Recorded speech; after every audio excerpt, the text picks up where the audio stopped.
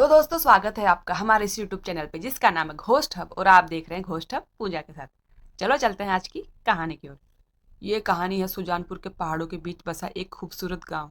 लेकिन कहते हैं इस गांव तक आने वाला जंगल का रास्ता भूतिया है। प्रभाकर कुछ दिन पहले ही इस गांव में रहने आया था।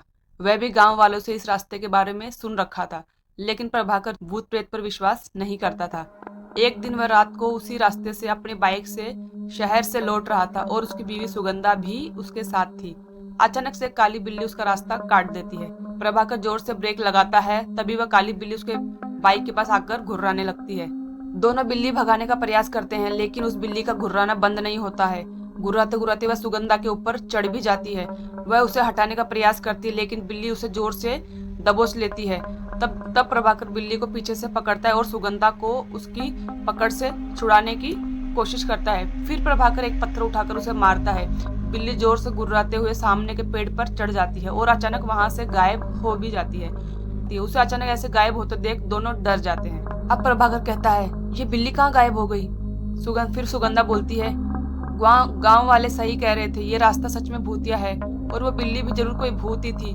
देखो ना, अचानक कहाँ गायब हो गई। प्रभाकर कहता है, तुम भी ना, जंगल का रास्ता है, यहाँ जंगली बिल्लियां और जानवर तो होंगे ही, तो इतना क्यों टेंशन ले रही हो उसमें, चलो घर चलते हैं। सुगंधा कहती है, होते होंगे, लेकिन वो किसी पर इस तरह हमला नहीं करते हैं। चलो चलो अब जल्दी निकलो यहाँ से, वरना फिर से कोई जानवर आ जाएगा। प्रभाकर ने जैसे ही बाइक स्टार्ट करी तो उसने हेडलाइट जलाई तो देखता है कि हेडलाइट की लाइट से उसे रास्ते पे बहुत सारे सोने और जेवर गिरे हुए नजर आते हैं और उसमें सोने के सिक्के भी शामिल थे।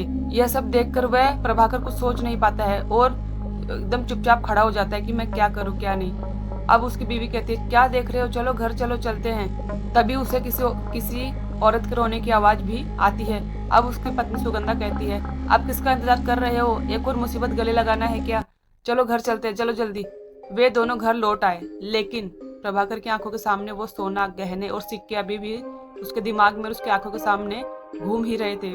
वैसे तो प्रभाकर को किसी भी बात की कमी नहीं थी, लेकिन वो बहुत लालची था। वो उन गहनों को किसी तरह हासिल करना चाहता था। अगले दिन प्रभाकर अकेले ही बीज लेने के लिए शहर जा रहा था और सुगंधा की बातों को अनसुना करके बाइक स्टार्ट करके घर से निकल गया। थोड़ी देर बाद वह उसी भूतिया रास्ते पर पहुंच गया। दिन के समय भी वह रास्ता बिल्कुल सुनसान था। प्रभाकर अपनी बाइक से चला जा रहा था, तभी उसे रास्ते के किनारे पर एक सुंदर सी दुल्हन दिखाई दी जो रो रही थी। उसे समझ नहीं आ रहा था कि इस सुनसान रास्ते पर दुल्हन कहाँ से आई। वह उससे कुछ पूछता, तभी उसके पास आ गई और रोते हुए बोली। फिर दुल्हन रोते हुए प्रभाकर को बोलती है, भाई साहब देखिए ना, मैं रास्ता भूल गई हूँ, मुझे शहर जाना है, क्या आप मुझे शहर छोड़ देंगे? प्रभाकर कहता है, लेकिन तुम यहाँ आई तो आई कैसे? लोग कहते हैं कि यह रास्ता भूतिया है, तुम दुल्हन के कपड़ों में हो और लोग कहाँ हैं? दुल्हन, क्या बोलूं भाई साहब, मैं अपने पति के साथ इस रास्ते से गुजर रही थी, अचानक एक काली बिल्ली ने हमारा रास्ता काट दिया और हम लोग रुक गए। मेरे पति ने कार रोकी, तभी उन्हें झाड़ियों के पीछे से किसी औरत के रोने की आवाज आई। वे वहाँ गए, तभी उनके चीखने की आवाज आई और मैं दौड़कर वहाँ गई तो देखा वो वहाँ मरे पड़े। प्रभाकर, तुम्हारा पति मर गया? दुल्हन ने कहा, हाँ वो मर गए, उनकी लाश झाड़ियों के पीछे पड़ी है। आप प्लीज मेरी मदद करिए ना, मुझे शहर तक छोड़ दीजिए, बदले में मैं तुम्हें ये सारे सोने के गहने दूंगी और मेरे पास कुछ सोने के सिक्के भी है। सोने की बात सुनकर प्रभाकर के कान खड़े हो गए। वो तो इसी की तलाश में आया था।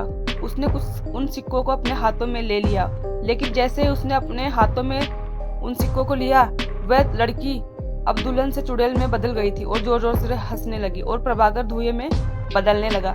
कुछ ही देर में प्रभाकर पूरी तरह से धुएं में बदल गया। उस चुड़ैल ने उस धुएं को एक बोतल में कैद कर लिया और ऊपर से ढक्कन लगाकर पहाड़ी के पीछे अपने घर के तहखाने में ले गई। वहां पर पहले से ही धुएं से भरी कई बोतलें पड़ी हुई थी। चुड़ैल, आज मेरे 11 लोगों की गिनती पूरी हो गई है। बिना सोने का लालच दिए मैं इन्हें धुएं में नहीं बदल सकती थी, लालची कहीं के। कल अमावस्या है, कल मैं इन सबको इनके असली रूप में ले आऊंगी और इन सबको मारकर इनके आत्मा पर कब्जा कर लूंगी और फिर उसे अपने पति के शरीर में प्रवेश करा दूंगी और वो फिर से जीवित हो जाएंगे। दूसरी ओर रात काफी हो गई थी। प्रभाकर के घर नहीं पहुंचने पर सुगंधा को चिंता होने लगी थी। पूरी रात सुगंधा ने प्रभाकर का रास्ता देखा, लेकिन वह नहीं आया। तो उसे समझ नहीं आ रहा था कि वह आखिर कहाँ चले गए, वो अभी तक घर क्यों नहीं आए। तभी उसने देखा कि गांव के मुखिया जी गांव के कुछ लोगों के साथ वहां से गुजर रहे थे, तो उनके पास गई और सारी बात उनको बता दी।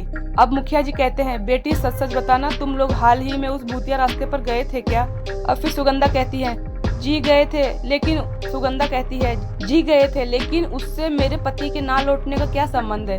अब मुखिया जी कहते हैं, कितनी बार कहा है उस रास्ते का इस्तेमाल मत करो, लेकिन पता नहीं लोगों को मेरी बात समझ में क्यों नहीं आती। अब सुगंधा कहती है, आखिर आप सभी को वहां जाने से मना क्यों करते हैं? क्या राज है उस रास्ते का? आखिर क्या है उस रास्ते पे? अब मुखिया जी कहते हैं, बेटी कुछ साल पहले एक नया शादीशुदा जोड़ा इसी रास्ते से गुजर रहा था। कुछ बदमाश लोगों की नजर उन पर गई। उस दुल्हन के गहने देखकर उनके मन में लालच आ गया था। उन्होंने उस गहने को लालच में उन दोनों को मार दिया, और मारते ही वह लड़की चुड़ैल बन गई। उस दिन से जो भी उधर जाता है वह कभी वापस लौट के आता ही नहीं है।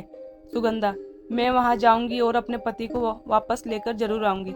अब मुखिया जी कहते हैं, वहां से कोई नहीं लौट कर आता बेटी, वहां जानबूझकर जाना, अपनी मौत को गले लगाना है। लेकिन सुगंधा ने उनकी एक भी ना सुनी, और मुखिया भी गांव के लोगों के साथ तांत्रिक को लेकर भूतिया सड़क वाले रास्ते पर पहुंचे। उनमें से कुछ लोगों ने अपने हाथों में मशाल भी ले रखी थी।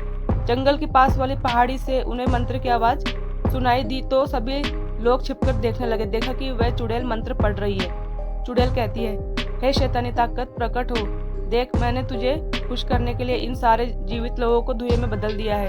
कुछ घंटे के बाद मैं इन्हें आजाद करूंगी और इन्हें एक एक करके मारूंगी। इनका खून तुझे पिलाऊंगी और फिर इनकी आत्मा पर कब्जा करके अपने पति को जीवित भी कर लूंगी।